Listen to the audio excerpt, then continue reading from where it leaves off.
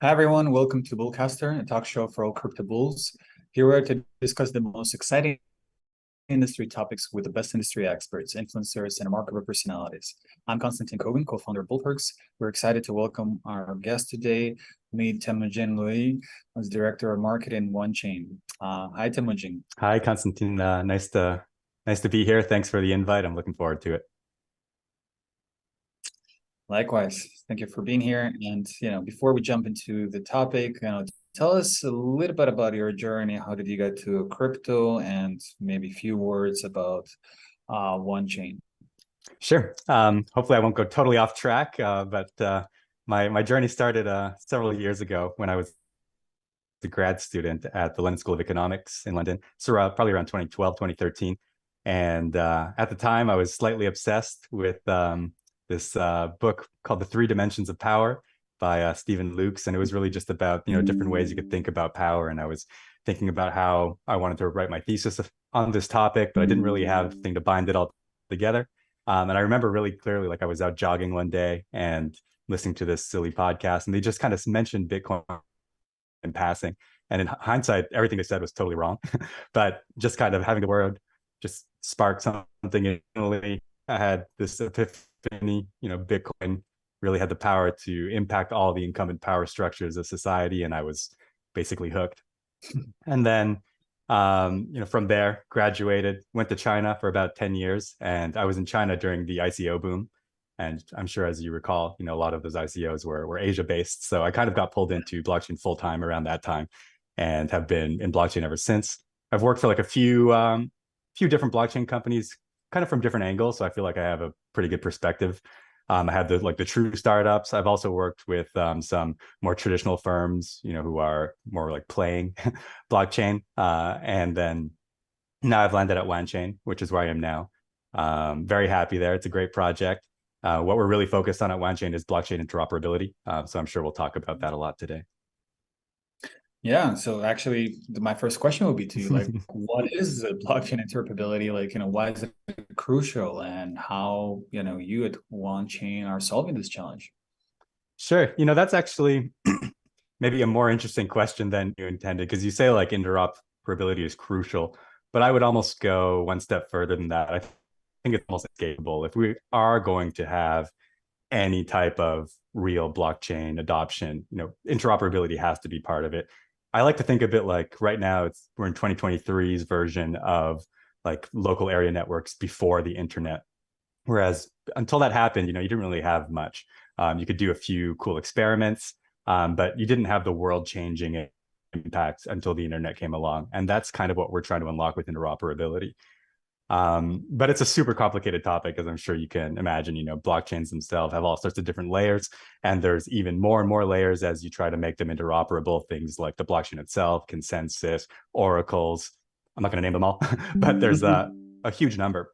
And so I guess, it's not a big surprise that there's like a ton of work to do still. Some of the listeners, some of the watchers, they might be surprised, maybe slightly depressed to hear just how early we are as an industry in terms of reaching blockchain interoperability. I think from OneChain's point of view, we really kind of approach the problem methodically. So we kind of start with just some R&D and really try to have a conceptual framework of what is interoperability. And then we can, focus in on the technical and security challenges, how to solve them, how that informs our design, and then actually build the protocols. And I think as an industry as a whole, at least now, I think we can all pretty much agree on the definition of blockchain interoperability. And so it's really kind of the ability to transfer assets from one chain to another, the ability to send messages from one chain to another, and sometimes receive messages back. And then also ultimately just be able to kind of trigger a reaction on one blockchain from another blockchain, all in a decentralized way. So that's what we mean by blockchain interoperability. But that's about as far as the industry has gotten, like even things as identifying the different challenges. We're all still kind of fighting over that. I'm sure you've seen in the news the cross-chain versus multi-chain and these type of debates, or all the bridge hacks, and people questioning whether cross-chain bridges themselves are inherently insecure, and whether that what type of problem is that really. And so that's kind of where we are, still debating the security and technical challenges to really get these blockchains to speak to one another. So, for one chain, sorry, yeah, go ahead, jump in. Sorry, you unpacked a lot. So let's pause for a second, because I'm afraid like Yeah. we're gonna lose some of the people, because I know that you can get very technical about this topic and very passionate, but at the same time, I wanted to decrypt a few things for people, right? Yes. When you're saying interoperability, we have already multiple chains. We're talking about layer one, the solutions that are infrastructure, the backbone of the industry, right? And we have several very practical problems right now. So if you have assets like on one chain and not on the other, like even to port one type of asset to another chain, if you really want to, whether it's an NFT or coin or any other application that we can talk about, it's already a challenge, right? Mm-hmm. So the second level challenge is how to make it securely and safely, so that to make sure that you're not going to be hacked on the way, right? So that's where you help to build bridges. So let's make it like digestible for a 5-year-old person, so a kid. So what are the actual challenges? And let's talk about real life use cases, right? Mm-hmm. So where do you see those applications will be applied and will actually change the world for good? Sure. So I think, as you said, right now we can pretty much port one token or a coin from one chain to another. That part is actually pretty secure right now. If you're using, the good quality bridges. Obviously, there's always crap out there, but if you're using the ones that do it well, we know, at least as an industry, how to do it. The stuff I was talking about previously, it's really kind of to move away from tokens and coins, and really just kind of other types of data that we want these networks to be able to basically, you want to be able to use the data from all the chains, no matter where you happen to exist. For example, like you said, NFTs. It could also just be things like really kind of any type of data. It could be pricing information, things that like oracles do, and things like that. But we might get a little too technical, so let's just roll it back slightly and go back to kind of the use cases you're talking about. So I think the first kind of next use cases that we're going to see that interoperability can unlock, these so-called real world use cases. We're going to see some cross-chain dexes, real cross-chain dexes, and real lending platforms. That's kind of like the next logical step. Right now, everyone I think watching here has probably used the dex. They might think they've used a cross-chain dex, but often that just means that this one dex, just launched on multiple chains with the same branding, but there's not actually any kind of connections going on. But these are starting to emerge. And we're going to go through that phase again where you need to improve the security and improve decentralization. But this is already starting. When I say, a real cross-chain lending platform or something like that, it means like, let me take Ethereum on Ethereum, stake that as collateral on Ethereum, and use it to directly borrow AVAX on Avalanche, for example. So right now, that's still quite difficult. Usually what they'll do is they'll port all the assets onto one chain, and then you can interact with all the assets. But it's not true kind of cross-chain interaction. Whether or not this type of product is for the public good is debatable. I think there's other things that interoperability will unlock that's kind of more in the realm of the real world. I think one thing that I like to talk about is supply chains. I think that's one of the kind of earliest examples that people came up with when they're talking about what can blockchain do and what can blockchain really improve. And so it's no surprise that that's kind of one of the use cases that are furthest along. So with something like interoperability, you can really kind of have selective transparency. So interoperability between private and public networks. So in more kind of concrete words, what this means is that you can have like one chain, which is the true supply chain blockchain that records all the data related to the supply chain. And this can be a totally permissioned network that has strict membership. Only the people who are involved in the supply chain are there. Then you can have a second chain, and we can call this one like a regulatory blockchain. So, you're in the real world now. So obviously you have all sorts of government regulations you have to comply with, but you don't necessarily want to just surface all your info and give it all over to the governments of the world. You're just going to give the minimum requirement to be compliant. And so interoperability will allow that to happen. You only actually record the required data on the regulatory chain. And then similarly, you can have a third chain involved, which is for customers and users, where they are receiving only the information that can allow them to track the the origin of the asset that they're buying. And so with blockchain interoperability, this is the type of use cases that we will eventually unlock, where all this will be automated.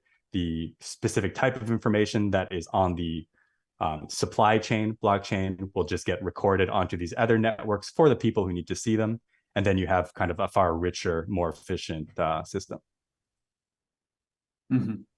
Yeah, so that's actually really interesting because according to recent report Chainalysis in 2022, the DeFi protocols are by far the biggest victims of crypto hacks, right? And so the DeFi protocols as victims, like accounted for 82% of all cryptocurrencies stolen by hackers, right? So we're talking about like more than $3 billion. And 64% came from cross-chain bridge protocols specifically, right? So with the provenance, with the proliferation of these technologies, right, how can we achieve interoperability without compromising security? Yeah, I mean, that's an excellent question. And it's often a tricky one to talk about, but we'll make it as simple as possible and really just say that we don't need to reinvent the wheel. It's like when you deal with anything that's sensitive, anything that deals with anyone's funds or assets, is that you just have to place security first. You always put it first through development, and then you do strong R&D. You emphasize tested standards that you've developed with other people in the industry. You test it rigorously, and then you roll it out to the public. But you never kind of sacrifice security for rapid growth or anything like that. Because I think what we've seen with a lot of these cross-chain bridges, especially those that have gotten hacked, is that the thing that caused them to get hacked is not exclusive to cross-chain technology, to blockchain interoperability. It's stuff like human error or smart contract issues. And these are all things that we already know how to do better. The things that they get exploited on, it's not like some big hole got uncovered that we've never thought about or that we even don't know how to fix. These are really just execution problems. So with a little more kind of rigorous development and holding yourself to a high standard, it's really not an issue to have both interoperability and security. They're not kind of in conflict. For the end users, it's a little trickier, of course, because there's so much marketing out there, and it's really kind of difficult to be able to tell one bridge from the other. So with a lot of these things, it's like education is really important. But that would fall on deaf ears to those who have lost their funds because of these types of hacks. But ultimately, I think we just as an industry need to hold ourselves to better standards. We want to be a decentralized network. We want to not be totally controlled by centralized authorities and strict regulations. And so the onus is on us, the developers, the projects, to build these things responsibly, because if you do it poorly, there can be danger. Mm-hmm. Yeah, that's true.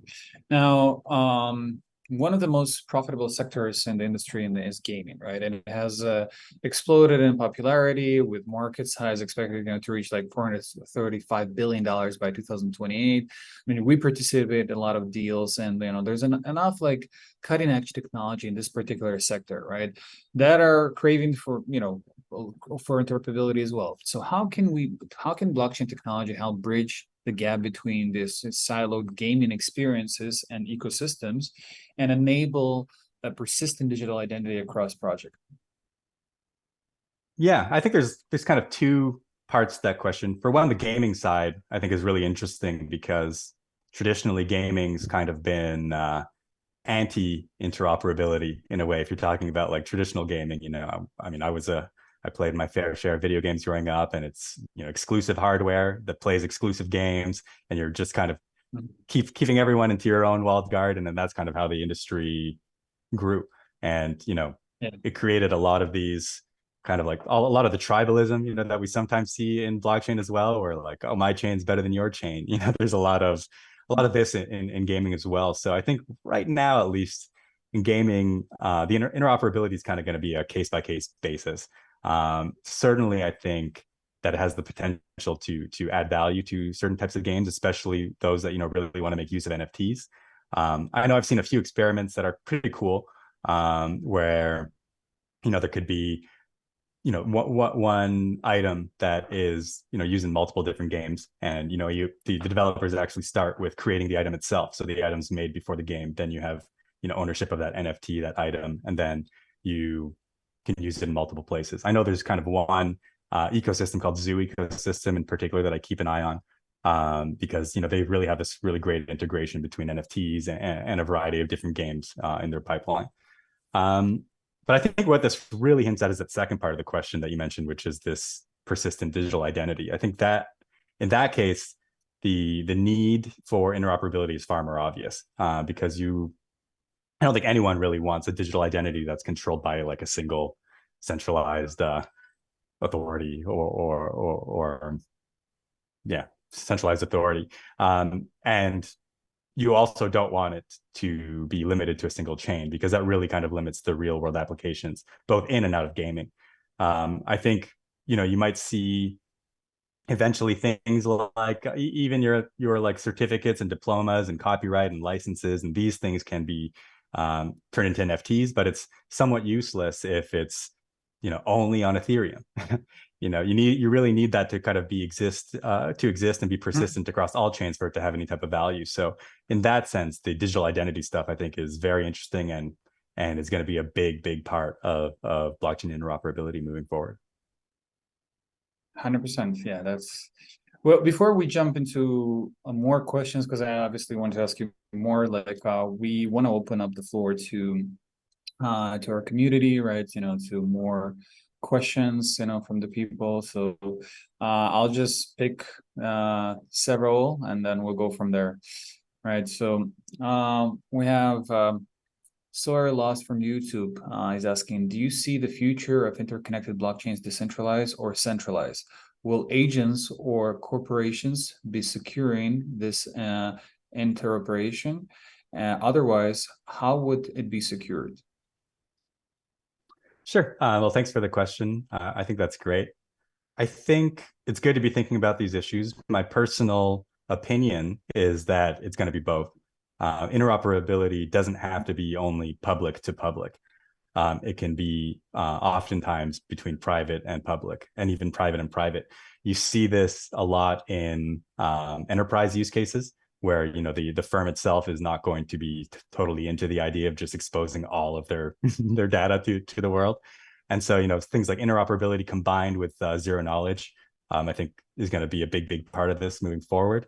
And then for better or for worse, the rise of CBDCs, those government issued digital currencies, these have to be interoperable. There's no choice. This is not going to be China's digital renminbi. The US is not using that chain, and vice versa. So interoperability has to happen. Yeah. You saw that Japan actually announced and Russia both announced that they're actually going to officially digitize like Japan in April. Two different use cases, by the way. Japan is more of a digitizing and kind of modernizing, where for Russia it's actually inevitable choice, right? Because a lot of them are going to be potentially turned off from the wire transfer system, right? So that's so there are two different and you're right, so we have to build something more interoperable. Now, what is interesting, like the next level question, so Mehmet from LinkedIn is asking, what is the real aim of external interoperability? Is it realistic to expect a blockchain that everyone will be part of? How possible is that in your opinion?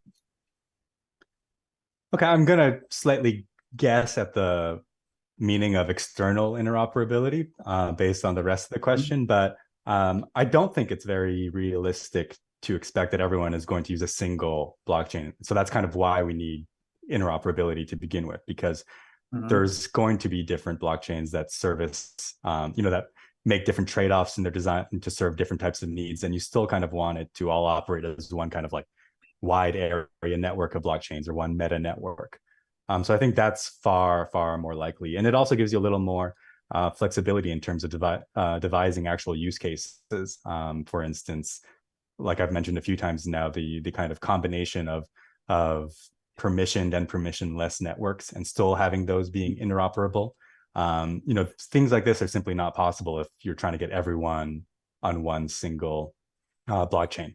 And that's like even ignoring scalability issues and performance issues and things like that. I think this is kind of why, I say, even at the start that it's not only crucial to have interoperability, but it really is kind of inevitable if we are going to have any type of blockchain adoption. Correct, which is a great point. Code Law from Twitter is asking, does the current technology allow true interoperability, or are many engineering updates still necessary to achieve interconnection? Great question. The sobering truth is that today's current technology, is not enough for so-called true interoperability. Like I started off in my early rant, is that as an industry, it's still kind of earlier than I think most people think and realize. Conceptually, we're all kind of on the same page, all the different stakeholders who are working in interoperability, but in terms of what the challenges are that remain, and then obviously how to solve those challenges, this is still tech that's in development. It's constant progress, so there's a lot of optimism that it's going to happen. But as of today, no, the technology itself as a whole is not yet ready. So let's talk about this. So Captain Huddle is actually asking about that also. What are the real fundamental challenges with blockchain interoperability, and how do developers currently battle these problems? Let's identify maybe top three really briefly. Sure. So one major issue is that there's not a common language between all the different blockchains. And at some point, there will be to be able to pass messages from one chain to the other. This is kind of the blockchain equivalent of like TCP/IP for the internet world. So we don't have the TCP/IP of blockchain yet. Once that happens, that'll give us a huge leap forward to being able to pass messages from one blockchain to the other, because at least everyone now knows what language to speak to one another on the networks. This, of course, is like probably one of the biggest challenges right now, because you do have some projects who are and have been doing great work, like basically just deciding what this messaging standard is going to be, or they're just going to choose one and use it, like things like Cosmos and IBC. In the Polkadot ecosystem, they use XCM. So that's the kind of issue that they're trying to solve with those type of common messaging platforms or languages, rather. The issue being whether or not you believe that it's realistic that, for example, once we bring in governments and enterprises, that they're going to just, use one of the existing languages, or if they're going to, force everyone's hand and dictate what the messaging standard is going to be, and probably invent it themselves. Like with back to the internet world with TCP/IP, that was made by DARPA. So, even if you had the most optimistic startup back then building it, once the US government decides they're getting in on blockchain and they say, this is the messaging standard from now on, probably everyone's going to, pivot to that. So that's kind of one major challenge that is still ongoing. The other kind of, or a second major challenge is that a lot of this stuff is still based in the world of Web 2. So even though we are operating on these decentralized networks, a lot of these pieces, are still somewhat centralized. All the kind of web interfaces are centralized. Even the kind of Oracle layers, if we don't want to go as far as to saying centralized, a lot of it happens off chain. And so this is also things that are starting to change. I think in a lot of ways, bridges and oracles, they're kind of converging in terms of what they actually are and the services that they do. Bridges started with tokens and coins, and Oracle started with data, but it really was about how do we, get this stuff from one chain and put it on another chain, or from off chain and put it on chain. But now as like kind of like the scope of interoperability maybe expands in a way, there's overlap. That Venn diagram, is getting closer and closer. So like bridges and oracles themselves probably sooner rather than later become a singular entity. So that's also kind of another major, let's say technical hurdle that is still being solved.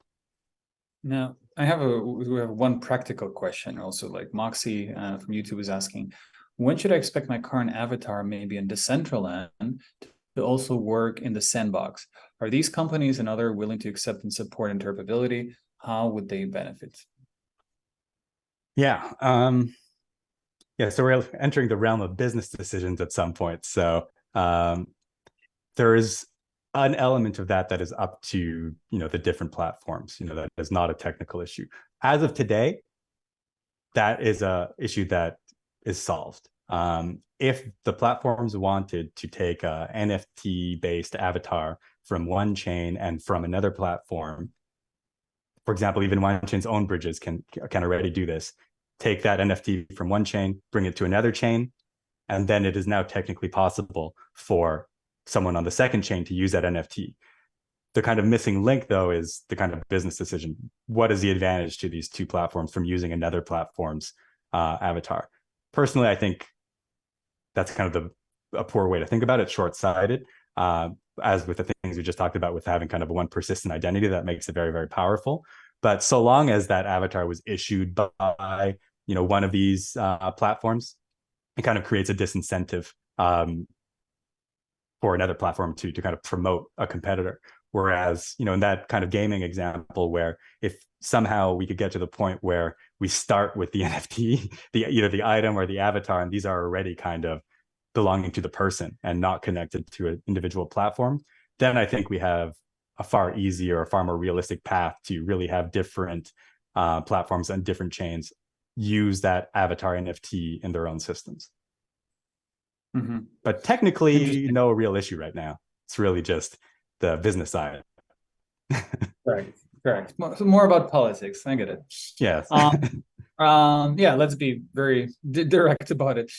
Usan from YouTube is asking, what is your idea about blockchains providing economic incentives so people and creators benefit from participating in an interoperable blockchain? Yeah, good question. I have mixed feelings. On the one hand, yes, on the one hand, you need some sort of incentive to get people to expend whatever resource they have to expend to support the blockchain, whether that means computing power, your electric bill. There is a cost associated with decentralization. It's spread across a lot of people, but it's not free. In some ways, I feel it's unfortunate that the solution that we almost all have landed on is, well, we could pay people to do it, and then we do that with a coin. Whereas, in my imaginary dream world, we could find some non-economic incentive to support these decentralized networks. Realistically, we've gone too far. It's going to be this for the considerable future, and now we just have to navigate a lot of the muddy waters related to regulations and things like that. As soon as an economic incentive was at the most profound layer of blockchain, it was inevitable that governments and such would come in and interfere, and enterprises for that matter. But that ship has sailed. That ship has sailed. It is what it is now. And even though I have mixed feelings, it's effective. We have achieved decentralized networks, and that's a great thing. I love your political correctness. It's okay. I totally understand that. So Nakamoto-san from YouTube is asking, what is the most challenging domain of interoperability compared to others? And what makes that the hardest? Well, the hardest is the end goal, and that's being able to basically call a smart contract on one chain from another chain without any type of centralized components. So that's kind of what we're all aiming for, the holy grail of interoperability right now. And so obviously that is the most difficult part. Really, there's not one big blocker. The reason why it's the most difficult part is because there's like 9 different things that need to be solved, before that will actually be possible. Things like the messaging stuff we just talked about, That's a huge one. There's also something that we like to call the relayer, and that's essentially, just the group of nodes that, are actually transporting, the messages of the data from one chain to another. That's also something that will have to be cleaned up. So there's just kind of big tasks to make that possible. So that's the hardest part, but it's also the most powerful once we achieve it. Once you can actually do that in a convincing way, then it's all systems go. Blockchain adoption, here we come. Everyone's on board. So let's maybe conclude with the last question. I think it's a very pertinent and good question. So Entertainment TV from YouTube is asking, are there any companies or projects that managed to achieve a true internal interoperability? What did they do right, and what can be done? Sorry, did you say internal interoperability? Yeah, I think what they mean that actually they integrated and like somewhat of elements of interoperability, and like people can swap or do anything with their assets, right? Sure.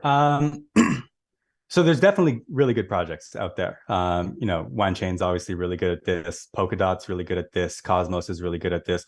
But there's not one who has, solved the problem that no one else has solved yet.